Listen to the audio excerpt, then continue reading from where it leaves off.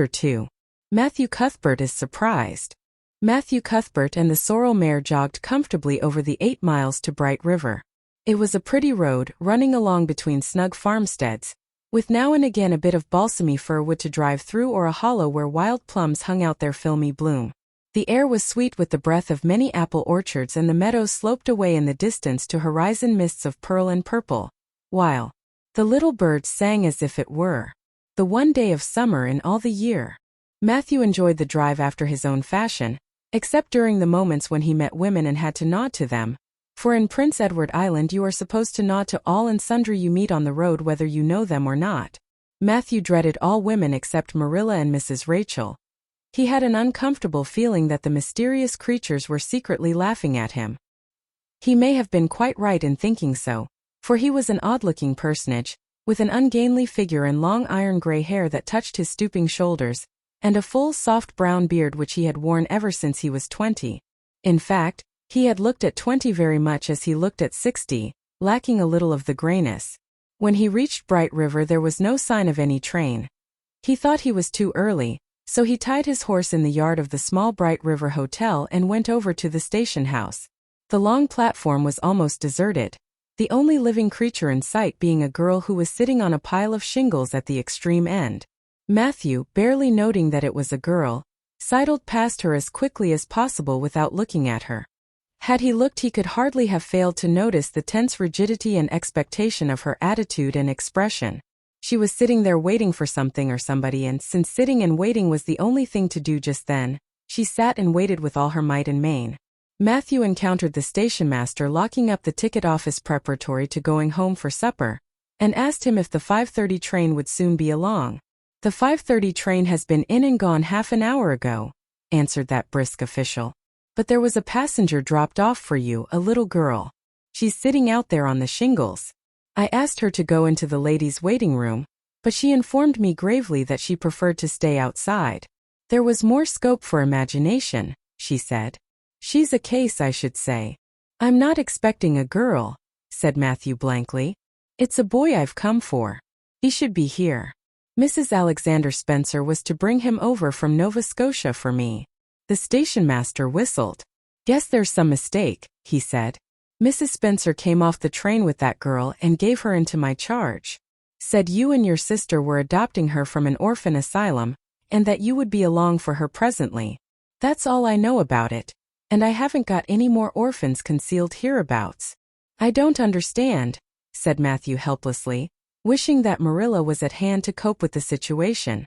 "Well, you'd better question the girl," said the station master carelessly. "I dare say she'll be able to explain. She's got a tongue of her own, that's certain. Maybe they were out of boys of the brand you wanted." He walked jauntily away, being hungry, and the unfortunate Matthew was left to do that which was harder for him than bearding a lion in its den: walk up to a girl, a strange girl, an orphan girl, and demand of her why she wasn't a boy. Matthew groaned in spirit as he turned about and shuffled gently down the platform towards her. She had been watching him ever since he had passed her, and she had her eyes on him now. Matthew was not looking at her and would not have seen what she was really like if he had been, but an ordinary observer would have seen this. A child of about 11, garbed in a very short, very tight, very ugly dress of yellowish-gray wincey. She wore a faded brown sailor hat, and beneath the hat, extending down her back, were 2 braids of very thick, decidedly red hair. Her face was small, white and thin, also much freckled. Her mouth was large, and so were her eyes, which looked green in some lights and moods and gray in others. So far, the ordinary observer. An extraordinary observer might have seen that the chin was very pointed and pronounced, that the big eyes were full of spirit and vivacity, that the mouth was sweet-lipped and expressive, that the forehead was broad and full. In short, our discerning extraordinary observer might have concluded that no commonplace soul inhabited the body of this stray woman-child of whom shy Matthew Cuthbert was so ludicrously afraid. Matthew, however, was spared the ordeal of speaking first, for as soon as she concluded that he was coming to her she stood up, grasping with one thin brown hand the handle of a shabby, old-fashioned carpet-bag. The other she held out to him. "I suppose you are Mr. Matthew Cuthbert of Green Gables?" she said in a peculiarly clear, sweet voice. "I'm very glad to see you. I was beginning to be afraid you weren't coming for me, and I was imagining all the things that might have happened to prevent you. I had made up my mind that if you didn't come for me tonight, I'd go down the track to that big wild cherry tree at the bend and climb up into it to stay all night. I wouldn't be a bit afraid. And it would be lovely to sleep in a wild cherry tree all white with bloom in the moonshine, don't you think? You could imagine you were dwelling in marble halls, couldn't you? And I was quite sure you would come for me in the morning if you didn't tonight. Matthew had taken the scrawny little hand awkwardly in his. Then and there he decided what to do. He could not tell this child with the glowing eyes that there had been a mistake. He would take her home and let Marilla do that. She couldn't be left at Bright River anyhow, no matter what mistake had been made, so all questions and explanations might as well be deferred until he was safely back at Green Gables. "I'm sorry I was late," he said shyly. "Come along. The horse is over in the yard. Give me your bag." "Oh, I can carry it," the child responded cheerfully. "It isn't heavy. I've got all my worldly goods in it, but it isn't heavy. And if it isn't carried in just a certain way, the handle pulls out, so I'd better keep it because I know the exact knack of it. It's an extremely old carpet bag. Oh, I'm very glad you've come, even if it would have been nice to sleep in a wild cherry tree. We've got to drive a long piece, haven't we? Mrs. Spencer said it was 8 miles. I'm glad because I love driving. Oh, it seems so wonderful that I'm going to live with you and belong to you. I've never belonged to anybody, not really. But the asylum was the worst. I've only been in it 4 months, but that was enough. I don't suppose you ever were an orphan in an asylum, so you can't possibly understand what it is like. It's worse than anything you could imagine. Mrs. Spencer said it was wicked of me to talk like that, but I didn't mean to be wicked. It's so easy to be wicked without knowing it, isn't it? They were good, you know, the asylum people. But there is so little scope for the imagination in an asylum, only just in the other orphans.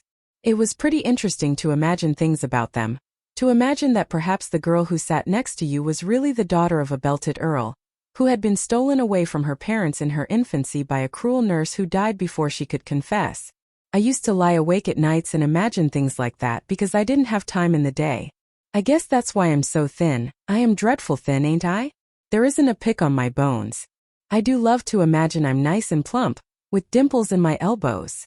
With this, Matthew's companion stopped talking, partly because she was out of breath and partly because they had reached the buggy. Not another word did she say until they had left the village and were driving down a steep little hill, the road part of which had been cut so deeply into the soft soil that the banks, fringed with blooming wild cherry trees and slim white birches, were several feet above their heads. The child put out her hand and broke off a branch of wild plum that brushed against the side of the buggy. "Isn't that beautiful? What did that tree, leaning out from the bank, all white and lacy, make you think of?" she asked. "Well, now I dunno," said Matthew. "Why, a bride, of course. A bride all in white with a lovely misty veil. I've never seen one, but I can imagine what she would look like. I don't ever expect to be a bride myself. I'm so homely nobody will ever want to marry me, unless it might be a foreign missionary. I suppose a foreign missionary mightn't be very particular. But I do hope that someday I shall have a white dress. That is my highest ideal of earthly bliss. I just love pretty clothes, and I've never had a pretty dress in my life that I can remember. But of course it's all the more to look forward to, isn't it? And then I can imagine that I'm dressed gorgeously. This morning when I left the asylum I felt so ashamed because I had to wear this horrid old wincey dress. All the orphans had to wear them, you know. A merchant in Hopeton last winter donated 300 yards of wincey to the asylum. Some people said it was because he couldn't sell it, but I'd rather believe that it was out of the kindness of his heart, wouldn't you? When we got on the train I felt as if everybody must be looking at me and pitying me. But I just went to work and imagined that I had on the most beautiful pale blue silk dress, because when you are imagining you might as well imagine something worthwhile, and a big hat all flowers and nodding plumes and a gold watch and kid gloves and boots. I felt cheered up right away and I enjoyed my trip to the island with all my might. I wasn't a bit sick coming over in the boat. Neither was Mrs. Spencer, although she generally is. She said she hadn't time to get sick, watching to see that I didn't fall overboard. She said she never saw the beat of me for prowling about. But if it kept her from being seasick, it's a mercy I did prowl, isn't it? And I wanted to see everything that was to be seen on that boat, because I didn't know whether I'd ever have another opportunity. Oh, there are a lot more cherry trees all in bloom. This island is the bloomiest place. I just love it already, and I'm so glad I'm going to live here. I've always heard that Prince Edward Island was the prettiest place in the world, and I used to imagine I was living here, but I never really expected I would. It's delightful when your imaginations come true, isn't it? But those red roads are so funny. When we got into the train at Charlottetown and the red roads began to flash past, I asked Mrs. Spencer what made them red, and she said she didn't know and for pity's sake not to ask her any more questions. She said I must have asked her 1,000 already. I suppose I had too, but how are you going to find out about things if you don't ask questions? And what does make the roads red? Well, now I dunno, said Matthew. Well, that is one of the things to find out sometime. Isn't it splendid to think of all the things there are to find out about? It just makes me feel glad to be alive. It's such an interesting world. It wouldn't be half so interesting if we know all about everything, would it? There'd be no scope for imagination then, would there? But am I talking too much? People are always telling me I do. Would you rather I didn't talk? If you say so, I'll stop. I can stop when I make up my mind to it, although it's difficult. Matthew, much to his own surprise, was enjoying himself. Like most quiet folks, he liked talkative people when they were willing to do the talking themselves and did not expect him to keep up his end of it. But he had never expected to enjoy the society of a little girl. Women were bad enough in all conscience, but little girls were worse. He detested the way they had of sidling past him timidly, with sidewise glances, as if they expected him to gobble them up at a mouthful if they ventured to say a word. That was the Avonlea type of well-bred little girl. But this freckled, which was very different, and although he found it rather difficult for his slower intelligence to keep up with her brisk mental processes, he thought that he kind of liked her chatter. So he said as shyly as usual, "Oh, you can talk as much as you like. I don't mind. Oh, I'm so glad. I know you and I are going to get along together fine. It's such a relief to talk when one wants to and not be told that children should be seen and not heard. I've had that said to me 1,000,000 times if I have once. And people laugh at me because I use big words. But if you have big ideas, you have to use big words to express them, haven't you?" "Well, now that seems reasonable," said Matthew. "Mrs. Spencer said that my tongue must be hung in the middle. But it isn't. It's firmly fastened at one end. Mrs. Spencer said your place was named Green Gables. I asked her all about it, and she said there were trees all around it. I was gladder than ever. I just love trees. And there weren't any at all about the asylum, only a few poor weeny-teeny things out in front with little whitewashed cagey things about them. They just looked like orphans themselves, those trees did. It used to make me want to cry to look at them. I used to say to them, 'Oh, you poor little things.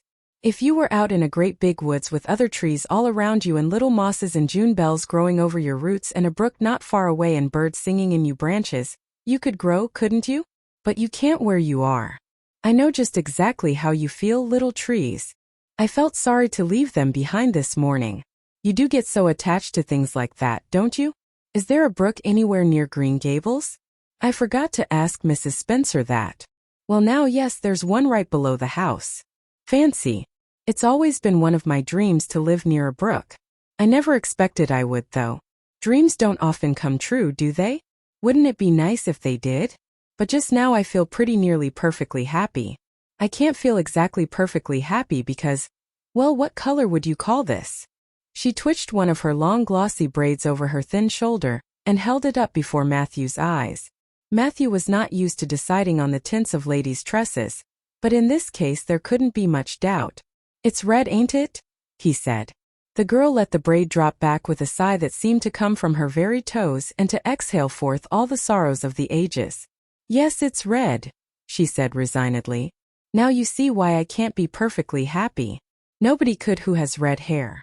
I don't mind the other things so much, the freckles and the green eyes and my skinniness. I can imagine them away. I can imagine that I have a beautiful rose-leaf complexion and lovely starry violet eyes. But I cannot imagine that red hair away. I do my best. I think to myself, now my hair is a glorious black, black as the raven's wing. But all the time I know it is just plain red and it breaks my heart. It will be my lifelong sorrow. I read of a girl once in a novel who had a lifelong sorrow, but it wasn't red hair. Her hair was pure gold rippling back from her alabaster brow. What is an alabaster brow? I never could find out. Can you tell me?" "Well, now I'm afraid I can't," said Matthew, who was getting a little dizzy. He felt as he had once felt in his rash youth when another boy had enticed him on the merry-go-round at a picnic. Well, whatever it was, it must have been something nice because she was divinely beautiful. Have you ever imagined what it must feel like to be divinely beautiful? Well, now, no, I haven't, confessed Matthew ingenuously. I have often. Which would you rather be if you had the choice? Divinely beautiful or dazzlingly clever or angelically good? Well, now, I don't know exactly. Neither do I. I can never decide. But it doesn't make much real difference, for it isn't likely I'll ever be either. It's certain I'll never be angelically good, Mrs. Spencer says. Oh, Mr. Cuthbert. Oh, Mr. Cuthbert. Oh, Mr. Cuthbert. That was not what Mrs. Spencer had said. Neither had the child tumbled out of the buggy, nor had Matthew done anything astonishing. They had simply rounded a curve in the road and found themselves in the avenue. The avenue, so called by the Newbridge people, was a stretch of road 400 or 500 yards long, completely arched over with huge, wide-spreading apple trees, planted years ago by an eccentric old farmer. Overhead was one long canopy of snowy, fragrant bloom. Below the boughs the air was full of a purple twilight, and far ahead a glimpse of painted sunset sky shone like a great rose window at the end of a cathedral aisle. Its beauty seemed to strike the child dumb. She leaned back in the buggy, her thin hands clasped before her, her face lifted rapturously to the white splendor above. Even when they had passed out and were driving down the long slope to Newbridge, she never moved or spoke. Still with rapt face she gazed afar into the sunset west, with eyes that saw visions trooping splendidly across that glowing background. Through Newbridge, a bustling little village where dogs barked at them and small boys hooted and curious faces peered from the windows, they drove still in silence. When 3 more miles had dropped away behind them, the child had not spoken. She could keep silence, it was evident, as energetically as she could talk. I guess you're feeling pretty tired and hungry, Matthew ventured to say at last, accounting for her long visitation of dumbness with the only reason he could think of. But we haven't very far to go now, only another mile. She came out of her reverie with a deep sigh and looked at him with the dreamy gaze of a soul that had been wandering afar, star-led. Oh, Mr. Cuthbert, she whispered. That place we came through, that white place, what was it? Well now, you must mean the avenue, said Matthew after a few moments' profound reflection. It is a kind of pretty place. Pretty? Oh, pretty doesn't seem the right word to use. Nor beautiful either. They don't go far enough. Oh, it was wonderful, wonderful. It's the first thing I ever saw that couldn't be improved upon by imagination. It just satisfies me here. She put one hand on her breast. It made a queer funny ache, and yet it was a pleasant ache. Did you ever have an ache like that, Mr. Cuthbert? Well now, I just can't recollect that I ever had. I have it lots of time, whenever I see anything royally beautiful. But they shouldn't call that lovely place the avenue. There is no meaning in a name like that. They should call it, let me see, the White Way of Delight.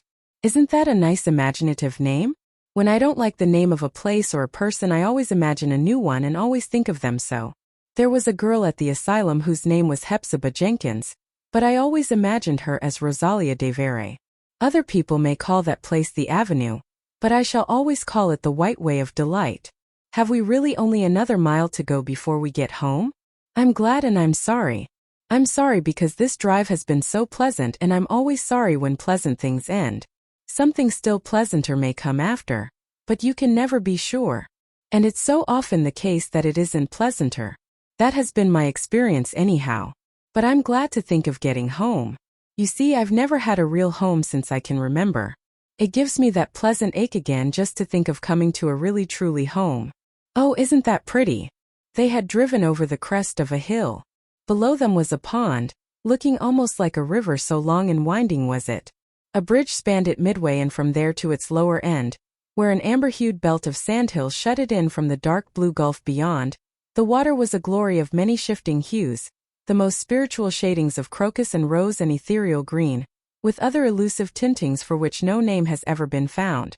Above the bridge the pond ran up into fringing groves of fir and maple, and lay all darkly translucent in their wavering shadows.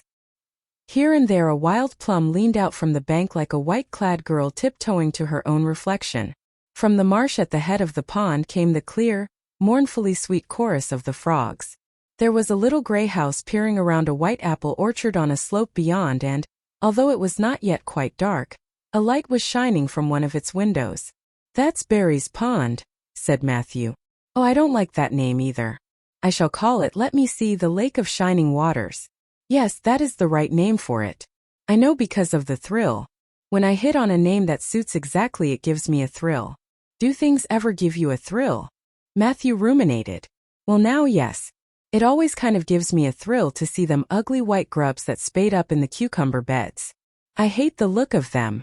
Oh, I don't think that can be exactly the same kind of a thrill. Do you think it can? There doesn't seem to be much connection between grubs and lakes of shining waters, does there? But why do other people call it Barry's Pond? I reckon because Mr. Barry lives up there in that house. Orchard Slope's the name of his place. If it wasn't for that big bush behind it, you could see Green Gables from here. But we have to go over the bridge and round by the road, so it's near half a mile further. Has Mr. Barry any little girls? Well, not so very little either, about my size. He's got one about 11. Her name is Diana. Oh! With a long indrawing of breath. What a perfectly lovely name. Well, now I dunno. There's something dreadful heathenish about it, seems to me. I'd ruther Jane or Mary or some sensible name like that.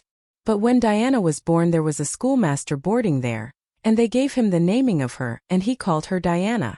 I wish there had been a schoolmaster like that around when I was born then. Oh, here we are at the bridge. I'm going to shut my eyes tight. I'm always afraid going over bridges. I can't help imagining that perhaps just as we get to the middle, they'll crumple up like a jackknife and nip us. So I shut my eyes. But I always have to open them for all when I think we're getting near the middle. Because, you see, if the bridge did crumple up, I'd want to see it crumple. What a jolly rumble it makes. I always like the rumble part of it. Isn't it splendid there are so many things to like in this world? There we're over. Now I'll look back. Good night, dear Lake of Shining Waters. I always say good night to the things I love, just as I would to people. I think they like it. That water looks as if it was smiling at me. When they had driven up the further hill and around a corner, Matthew said, We're pretty near home now. That's Green Gables over. Oh, don't tell me, she interrupted breathlessly, catching at his partially raised arm and shutting her eyes that she might not see his gesture. Let me guess. I'm sure I'll guess right. She opened her eyes and looked about her. They were on the crest of a hill. The sun had set some time since, but the landscape was still clear in the mellow afterlight. To the west, a dark church spire rose up against a marigold sky. Below was a little valley, and beyond a long, gently rising slope with snug farmsteads scattered along it. From one to another the child's eyes darted, eager and wistful. At last they lingered on one away to the left, far back from the road, dimly white with blossoming trees in the twilight of the surrounding woods. Over it, in the stainless southwest sky, a great crystal-white star was shining like a lamp of guidance and promise. That's it, isn't it? She said, pointing. Matthew slapped the reins on the sorrel's back delightedly. Well, now you've guessed it. But I reckon Mrs. Spencer described it so's you could tell. No, she didn't, really she didn't. All she said might just as well have been about most of those other places. I hadn't any real idea what it looked like. But just as soon as I saw it, I felt it was home. Oh, it seems as if I must be in a dream. Do you know, my arm must be black and blue from the elbow up, for I've pinched myself so many times today. Every little while a horrible sickening feeling would come over me, and I'd be so afraid it was all a dream. Then I'd pinch myself to see if it was real, until suddenly I remembered that even supposing it was only a dream, I'd better go on dreaming as long as I could, so I stopped pinching. But it is real, and we're nearly home. With a sigh of rapture she relapsed into silence. Matthew stirred uneasily. He felt glad that it would be Marilla and not he who would have to tell this waif of the world that the home she longed for was not to be hers after all. They drove over Lynn's Hollow, where it was already quite dark, but not so dark that Mrs. Rachel could not see them from her window vantage, and up the hill and into the long lane of Green Gables. By the time they arrived at the house, Matthew was shrinking from the approaching revelation with an energy he did not understand. It was not of Marilla or himself he was thinking, or of the trouble this mistake was probably going to make for them, but of the child's disappointment. When he thought of that rapt light being quenched in her eyes, he had an uncomfortable feeling that he was going to assist at murdering something, much the same feeling that came over him when he had to kill a lamb or calf or any other innocent little creature. The yard was quite dark as they turned into it, and the poplar leaves were rustling silkily all round it. Listen to the trees talking in their sleep, she whispered as he lifted her to the ground. What nice dreams they must have. Then, holding tightly to the carpetbag which contained all her worldly goods, she followed him into the house. End of chapter 2.